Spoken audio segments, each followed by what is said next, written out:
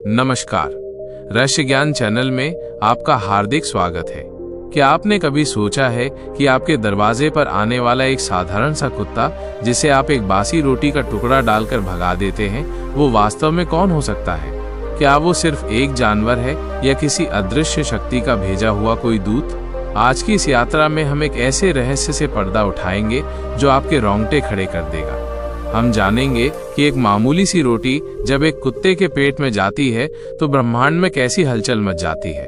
ये सिर्फ एक रोटी की कहानी नहीं है, ये है कर्मों के उस माया जाल की कहानी जो हमारे आज को हमारे आने वाले कल से और हमारे बीते हुए कल को हमारे आज से जोड़ता है। बने रहिए हमारे साथ अंत तक, क्योंकि जो ज्ञान आज आपको मिलने वाला है वो शायद आपके जीवन को देखने का नजरिया हमेशा के लिए बदल दे।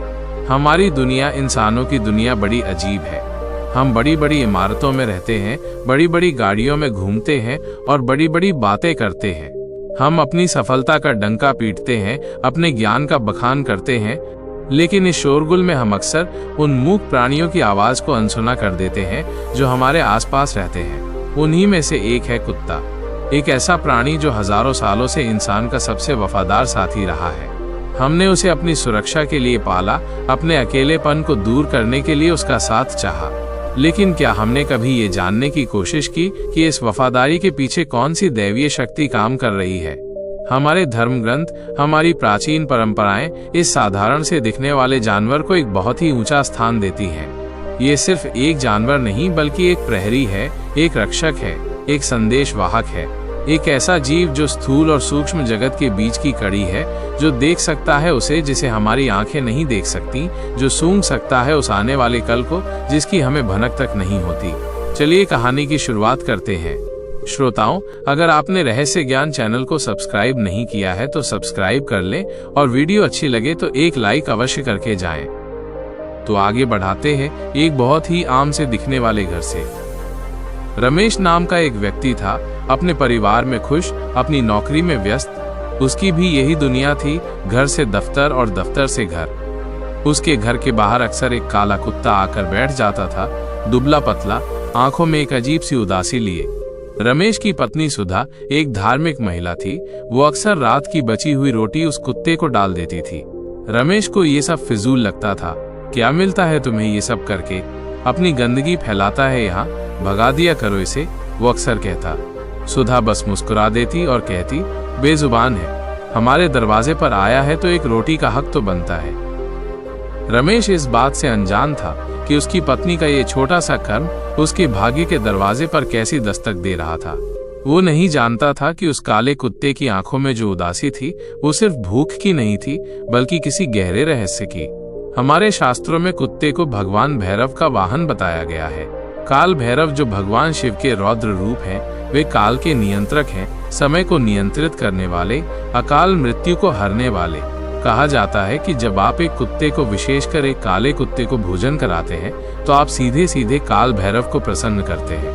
आपके जीवन पर मंडरा रहा अकाल मृत्यु का संकट, किसी आने वाली अनहोनी का साया उस एक रोटी के पुण्य से टल जाता है। रमेश के जीवन में सब कुछ ठीक चल रहा था, तरक्की हो रही थी, बच्चे पढ़ रहे थे। उसे लगता था ये सब उसकी मेहनत का फल है। वो इस बात से पूरी तरह अनभिज्ञ था कि उसके घर की दहलीज पर एक मूक प्रहरी हर रोज उसकी और उसके परिवार की रक्षा कर रहा था। वो कुत्ता सिर्फ एक कुत्ता नहीं था, वो काल भैरव का भेजा हुआ एक दूत था, जो सुधा के हाथों से उस रोटी को स्वीकार कर उनके परिवार पर आने वाले हर संकट को अपने ऊपर ले रहा था। लेकिन कहानी में एक मोड़ आता है। एक दिन रमेश का अपने अफसर से झगड़ा हो गया। गुस्से में वो घर आया। दरवाजे पर वही कुत्ता बैठा था। सुधा उस दिन मायके गई हुई थी। कुत्ते ने रमेश को देखकर धीरे से पूंछ हिलाई, शायद एक रोटी की उम्मीद में। रमेश का सारा गुस्सा उस बेजुबान पर उतर गया। उसने एक पत्थर उठाया और कुत्ते को दे मारा। कुत्ता चीखता हुआ वहां से भाग गया। रमेश बड़बड़ाता हुआ घर के अंदर चला गया। आज से यहाँ दिखा तो टांगे तोड़ दूंगा। उस रात रमेश को नींद नहीं आई। एक अजीब सी बेचैनी ने उसे घेर लिया। उसे लगा जैसे घर में कोई और भी है, पर्दों के पीछे से कोई झांक रहा है। दरवाजे पर किसी के नाखूनों से खुरचने की आवाज आ रही थी। उसने उठकर देखा, वहां कोई नहीं था, पर वो आवाज उसके कानों में गूंजती रही। ये वहम नहीं था, ये एक संकेत था। जिस प्रहरी को उसने अपमानित करके भगाया था, आज रात वो अपनी चौकी पर नहीं था। आज रात घर की सुरक्षा टूट चुकी थी। हिंदू धर्म में कुत्ते का एक और गहरा संबंध है मृत्यु के देवता यमराज के साथ। यमराज के 2 कुत्ते हैं, श्याम और शबल। ये दोनों यमलोक के द्वारपाल हैं। यह अदृश्य रूप में पृथ्वी पर विचरण करते हैं। वे उन आत्माओं का लेखा जोखा रखते हैं जिनका समय पूरा हो चुका है।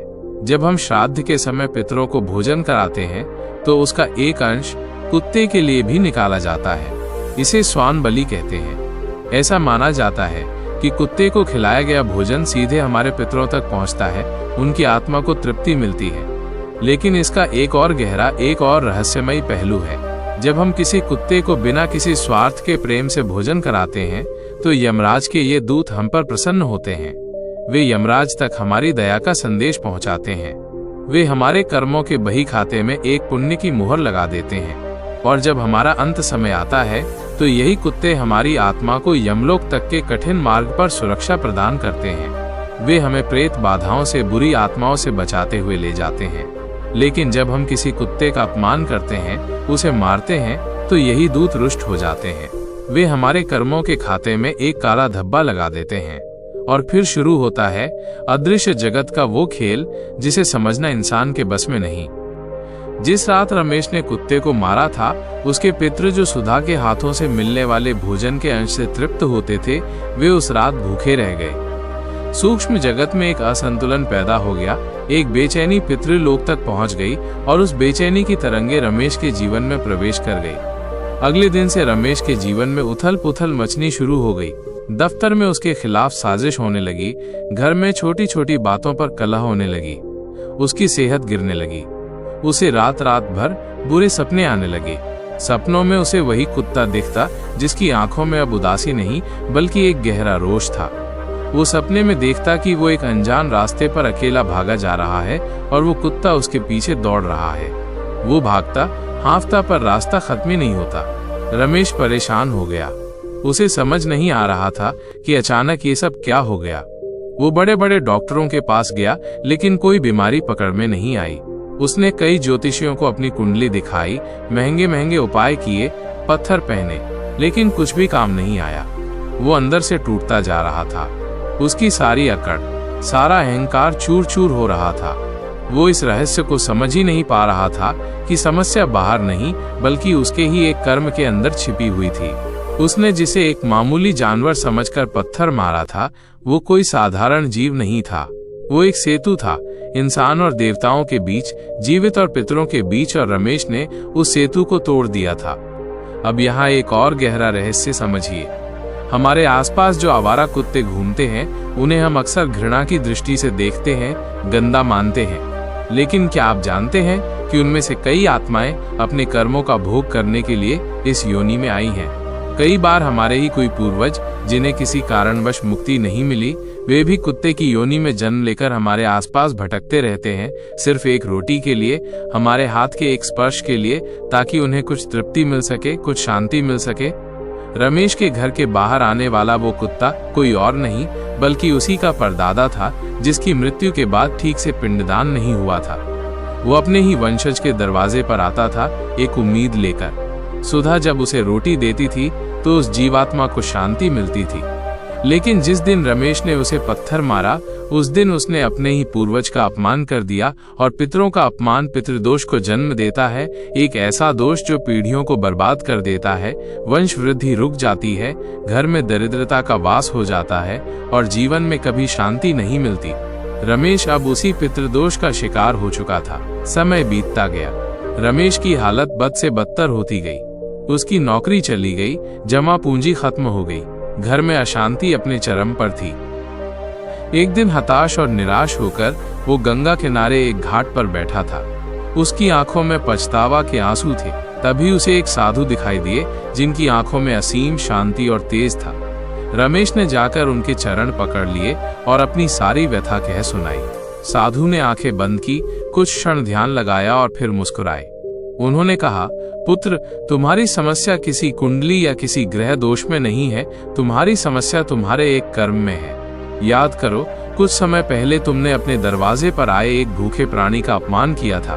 तुमने उसे सिर्फ एक जानवर समझा, लेकिन तुम ये नहीं जानते कि हर जीव में उसी परमात्मा का अंश है, विशेषकर कुत्ते में, जिसमें एक साथ कई दैवीय शक्तियां वास करती हैं। साधु ने उसे समझाया, जब तुम एक कुत्ते को रोटी खिलाते हो तो तुम सिर्फ उसका पेट नहीं भरते, तुम शनि और केतु जैसे क्रूर ग्रहों के प्रकोप को शांत करते हो। शनि की 7.5 हो या ढैया, केतु का बुरा प्रभाव हो, कुत्ते को भोजन कराने मात्र से इनके दुष्प्रभाव कम हो जाते हैं, क्योंकि कुत्ता उन शक्तियों को अपने ऊपर ले लेता है। तुम राहु के मायाजाल से बच जाते हो, तुम्हारे दुश्मन शांत हो जाते हैं, तुम्हारे ऊपर किया गया कोई भी तंत्र मंत्र, कोई भी बुरी नजर बेअसर हो जाती है।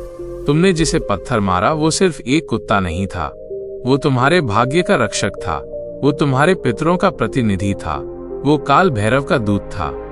ये सुनकर रमेश के पैरों तले जमीन खिसक गई। उसे अपनी गलती का एहसास हुआ। उसे समझ आया कि जिस चीज को वो सबसे तुच्छ और बेकार समझता था, वही उसके जीवन की सबसे बड़ी सुरक्षा कवच थी। उसने साधु से पूछा, महाराज, अब मैं क्या करूं? क्या मेरी गलती का कोई प्रायश्चित है? साधु ने कहा, प्रायश्चित अवश्य है। जाओ और उस कुत्ते को ढूंढो। यदि वो ना मिले तो किसी भी भूखे और असहाय कुत्ते की सेवा करो। उसे रोज अपने हाथों से भोजन कराओ।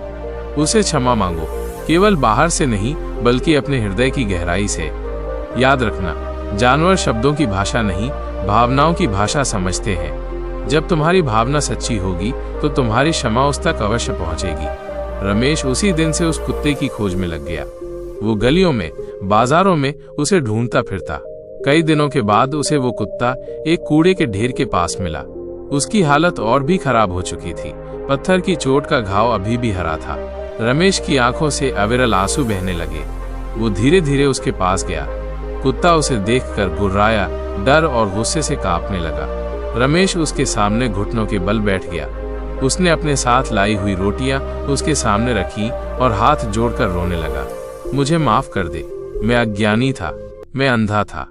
मैंने तेरा नहीं, अपने भाग्य का, अपने पितरों का, अपने रक्षक का अपमान किया है। मुझसे बहुत बड़ी भूल हो गई। कुत्ता कुछ देर तक उसे देखता रहा। उसकी आंखों में भरी नफरत धीरे धीरे पिघलने लगी। शायद वो रमेश के हृदय के पश्चाताप को महसूस कर रहा था। उसने धीरे धीरे आगे बढ़कर रोटी का एक टुकड़ा उठाया। उस दिन कई महीनों बाद रमेश ने उस कुत्ते की आंखों में वही पुरानी उदासी देखी, जिसमें अब गुस्सा नहीं बल्कि एक क्षमा का भाव था। उस दिन के बाद रमेश की दुनिया फिर से बदलने लगी। वो रोज उस कुत्ते की सेवा करता, उसे नहलाता, उसके घाव पर दवा लगाता, उसे अपने हाथों से रोटी खिलाता। धीरे धीरे उसकी नौकरी वापस मिल गई। घर में शांति लौटने लगी। उसकी सेहत सुधरने लगी। उसे बुरे सपने आने बंद हो गए। लेकिन इस कहानी का सबसे बड़ा रहस्य अभी बाकी था। एक रात रमेश को एक सपना आया। सपने में वही साधु फिर से आए। उन्होंने कहा, पुत्र, तुमने महाभारत की कथा तो सुनी होगी। रमेश ने हाँ में सिर हिलाया। साधु ने कहा, जब पांडव अपनी अंतिम यात्रा पर स्वर्गारोहण के लिए जा रहे थे तो उनके साथ एक कुत्ता भी चल पड़ा था। रास्ते में एक एक करके द्रौपदी, सहदेव, नकुल, अर्जुन और भीम सब गिरते गए, मृत्यु को प्राप्त होते गए। लेकिन वो कुत्ता अंत तक युधिष्ठिर के साथ चलता रहा। जब युधिष्ठिर स्वर्ग के द्वार पर पहुंचे तो देवराज इंद्र ने उनका स्वागत किया, लेकिन कुत्ते को अंदर आने से रोक दिया। उन्होंने कहा कि स्वर्ग में कुत्ते का प्रवेश वर्जित है। युधिष्ठिर ने कहा, यह कुत्ता मेरा परम भक्त है। इसने मेरा साथ तब भी नहीं छोड़ा जब मेरे भाइयों और पत्नी ने मेरा साथ छोड़ दिया। ऐसे वफादार साथी को छोड़कर मैं अकेले स्वर्ग में प्रवेश नहीं कर सकता। अगर ये अंदर नहीं जा सकता तो मैं भी यहीं से लौट जाऊंगा। जैसे ही युधिष्ठिर ने ये कहा, उस कुत्ते के स्थान पर स्वयं धर्मराज यानी यमराज प्रकट हो गए। वे युधिष्ठिर की परीक्षा ले रहे थे। वे देखना चाहते थे कि युधिष्ठिर धर्म का साथ कहाँ तक निभाते हैं। एक बेजुबान जानवर के प्रति भी उनके मन में कितना धर्म है। साधु ने रमेश की आंखों में देखते हुए कहा, पुत्र, तुम्हारे दरवाजे पर आने वाला हर कुत्ता तुम्हारे धर्म की परीक्षा लेने आता है। वो देखने आता है कि तुम्हारे अंदर कितनी मानवता, कितनी करुणा शेष है। वो एक रोटी नहीं मांगता, वो तुम्हारे अंदर के इंसान को जगाने आता है। तुम्हारे हाथ से दी गई एक रोटी तुम्हारे भाग्य के उन बंद दरवाजों को खोल देती है, जिन्हें खोलने की शक्ति किसी पूजा पाठ या किसी महंगे उपाय में भी नहीं है। कुत्ते को रोटी खिलाने से कौन सा फल मिलता है? इसका कोई एक उत्तर नहीं है। ये तुम्हारे जीवन के हर अभाव को भर देता है। यदि संतान नहीं है तो ये तुम्हारी गोद भरता है, क्योंकि ये पितरों को तृप्त करता है। यदि धन नहीं है तो ये लक्ष्मी को तुम्हारे घर का रास्ता दिखाता है, क्योंकि ये शनि के प्रकोप को शांत कर दरिद्रता को दूर करता है। यदि शत्रु बहुत हैं तो ये उन्हें परास्त करता है, क्योंकि ये भैरव का दूत बनकर तुम्हारी रक्षा करता है। यदि अकाल मृत्यु का भय है तो ये उस भय को हर लेता है। ये सिर्फ एक रोटी नहीं, ये एक ऐसा पुण्य है जो इस लोक में भी सुख देता है और परलोक में भी तुम्हारा मार्ग प्रशस्त करता है। ये कहकर साधु सपने में विलीन हो गए। रमेश की नींद खुली। आज उसके मन में कोई बेचैनी, कोई डर नहीं था। आज उसके मन में थी असीम शांति और उस मूक प्राणी के लिए असीम कृतज्ञता। तो अगली बार जब आपके दरवाजे पे कोई कुत्ता आए तो उसे दुत्कारना मत, उसे मारकर भगाना मत। हो सकता है वो स्वयं धर्मराज हो, तुम्हारी परीक्षा लेने आए हो सकता है वो काल भैरव के दूत हों, तुम्हारे ऊपर मंडरा रहे किसी संकट को टालने आए हो सकता है वो तुम्हारा ही कोई पितर हो, तुमसे सिर्फ एक रोटी की, एक प्रेम भरे स्पर्श की आशा में आया हो। एक रोटी, बस एक रोटी, शायद आपकी रसोई में पड़ी एक बासी रोटी, जिसकी आपके लिए कोई कीमत नहीं, किसी भूखे का पेट भर सकती है, किसी जीवात्मा को तृप्ति दे सकती है और बदले में आपके लिए पुण्य का, सौभाग्य का और सुरक्षा का एक ऐसा खजाना खोल सकती है। ये एक सौदा नहीं है, ये तो करुणा का एक चक्र है। आप जो देते हैं वही ब्रह्मांड आपको 1000 गुना करके लौटाता है। ये ज्ञान सिर्फ सुनने के लिए नहीं, बल्कि अपने जीवन में उतारने के लिए है। करके देखिए और फिर देखिए आपके जीवन में कैसे चमत्कार होते हैं। उम्मीद है आपको हमारी आज की ये प्रस्तुति पसंद आई होगी और उस गहरे रहस्य से पर्दा उठा होगा कि कुत्ते को रोटी खिलाने से आखिर कौन सा फल मिलता है। अगर आपको ये वीडियो अच्छा लगा हो तो इसे लाइक करना ना भूलें और इस ज्ञान को अपने दोस्तों और परिवारजनों के साथ जरूर साझा करें, ताकि वे भी इस पुण्य के भागी बन सकें। हमारे चैनल रहस्य ज्ञान को सब्सक्राइब करना ना भूलें और घंटी के निशान को भी दबा दें, ताकि हमारी आने वाली कोई भी ज्ञानवर्धक वीडियो आपसे छूट न जाए। आपके समय के लिए धन्यवाद।